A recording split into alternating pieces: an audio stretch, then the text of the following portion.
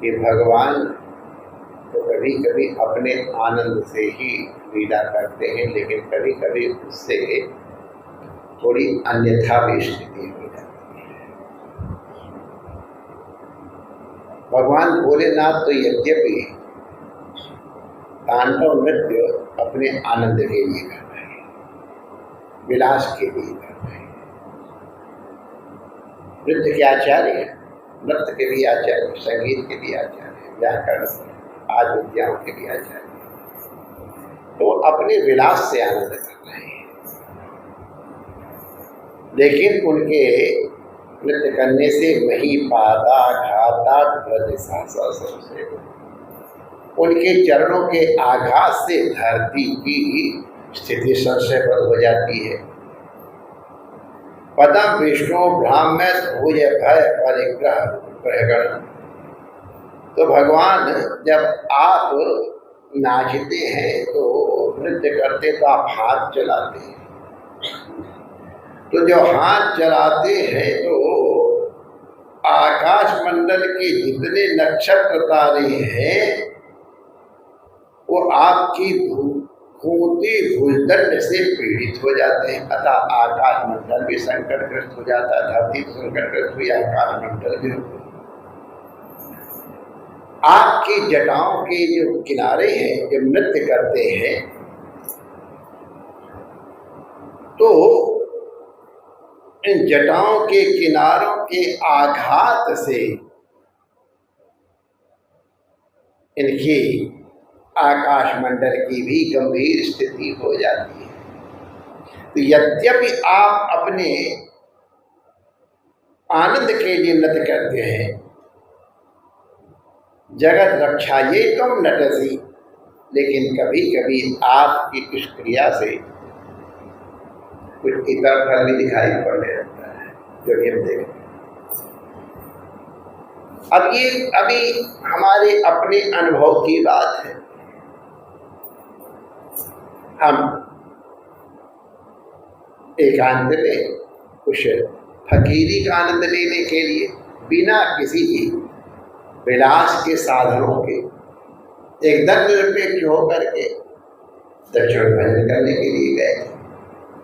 भगवान तिरुपति को अपनी केश अर्पित करके वो प्रणाम किया बालाजी को। फिर इसके बाद दक्षिण में भगवान कालहस्तीश्वर है, वहाँ प्रणाम करने गए। वहाँ कल्लप्पा के भी दर्शन हुए। तो वहाँ एकांत में भजन करने के लिए गए थे, सर्वथा एकांत में, बिना किसी परिग्रह के, किसी को भी हमारी सूचना। लेकिन हम जब वहाँ गए, अब भगवान की कुछ लीला बननी थी, तो एक जब पहुँच गए वहाँ,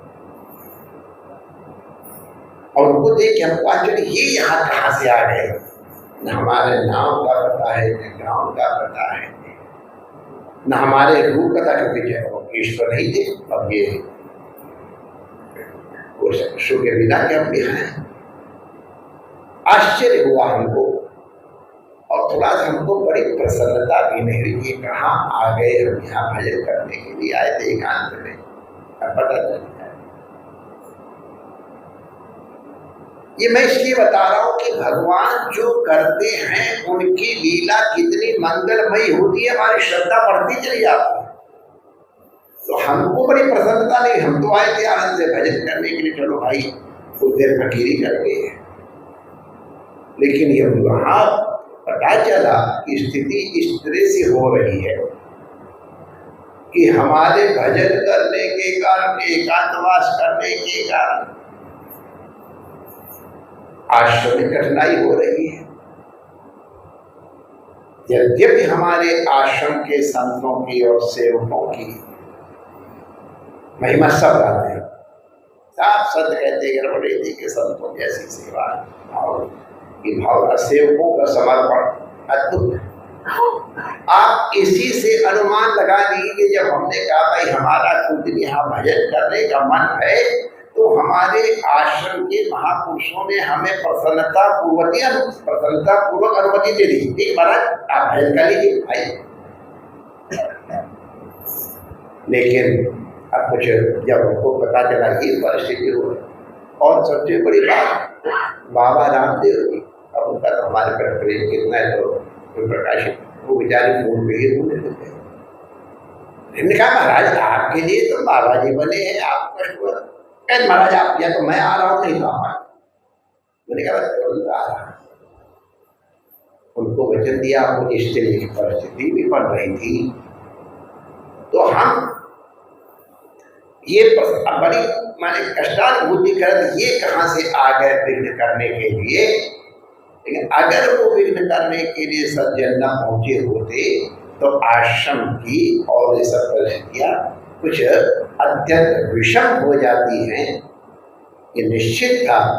तो उनका पहुंचना और इन सब वस्तुओं का हमको ज्ञान होना, और तब हमारा तत्काल निर्णय करना, चलो भाई हमारा जीवन ही आश्रम की सेवा के लिए है, हमारा भजन पाठ आश्रम की सेवा के लिए ही तो है, और काहे के लिए।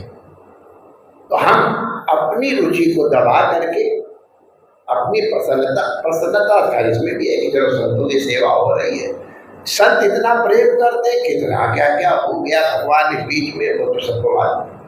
मैं केवल ये दोहरा रहा हूँ कि हमको लग रहा था ये आए हैं तो हमको विघ्न करने आए, लेकिन पता चला भगवान जो करते वो अच्छे ही करते, अगर वो करते हैं, अगर वो ना आए तो फिर हमारे दर्शन तो हो ही गए थे, भगवान को भी, तिरुपति बालाजी को भी, नारायण को भी हो गए, भोले बाबा को भी हो गए, कर्मोपा को भी प्यार से मिल गए। तो अब अभी साधन तो हो गया, अब आश्रम की सेवा के लिए इस तरह की परिस्थितियों को संभालना अत्यंत आवश्यक था। तो लोग हम आपकी सेवा में हाजिर हैं, अगर वो सज्जन ना आए होते तो शायद यहाँ कठिनाई हो जाती। आप विश्वास करो, हम कई बार अपने विवेक से सोचते हैं कि ये बहुत अच्छा हम कर रहे हैं, बहुत हमको भी लगा आप परीक्षा अपनी कर लें बिना किसी साधन के गए, हमारी फकीरी कायम है कि नहीं है, बिना कोई चीज साधन कुछ भी नहीं। हम राजा की तरह ठाठ से वहां लोगों ने देखा, हमको तो आश्चर्य हुआ, थोड़े से बैठे राजा की तरह बिना, तो हमको भी मन में संतोष हुआ कि नहीं अभी अंदर से फकीरी कायम है, ये जो नाटक है ये भी अंदर नहीं घुसा है, अभी यही तक है, गले तक ही है, और इसकी हमको प्रसन्नता हुई। और भगवान की आज्ञा का, भगवान की जो सबसे बड़े के संतों की इच्छा का हम पालन कर पाए, इसलिए हमको प्रसन्नता है हमारे। फिर हम कहते हैं कि यहाँ के कार्य और यहाँ के महापुरुषों को जिस तरह उन्होंने मर्यादा पूर्वक किसी को कुछ लोग थोड़े हाइपर हो गए जिसके कारण स्थिति बनी, वरना ऐसी कोई आवश्यकता नहीं थी। हमारे संतों का कितना बड़ा प्रेम है कि महाराज आप भजन करना चाहें तो करिए, हम लोग आपकी प्रसन्नता में प्रसन्न हैं। अगर वो हमारी प्रसन्नता में प्रसन्न है, तब बाबा जैसे संतों की प्रसन्नता में अगर हम नहीं प्रसन्न हुए तो हमारा क्या लाभ। तो वही आज इस श्लोक की महिमा है कि हम तो अपने विलास के लिए कर रहे हैं, लेकिन उससे हो रहा है जय श्री कृष्ण। भगवान भोलेनाथ तो अपने आनंद कर रहे हैं, लेकिन धरती, आकाश, नक्षत्र मंडल ये सब के सब व्यथित होता है, तो वो व्यथा होना उचित नहीं है। ये भगवान की विविधता है। भगवान विश्वनाथ को हम कालहस्तीश्वर भगवान को आज प्रसन्न चल रहा है, प्रणाम करते हैं, और हम हैं उसी में राजी जिसमें तेरी रजा है। क्योंकि हमको मालूम है आप जो करते हो वो हमारे कल्याण के लिए, सबके कल्याण के लिए ही करते हो। जब हमारे पास ये बात हुई तो हमने उसमें खाता कि हमारी आस्था आज आप लोगों ने और दृढ़ कर दी। भगवान जो करते हैं हमारे घर के लिए करते हैं।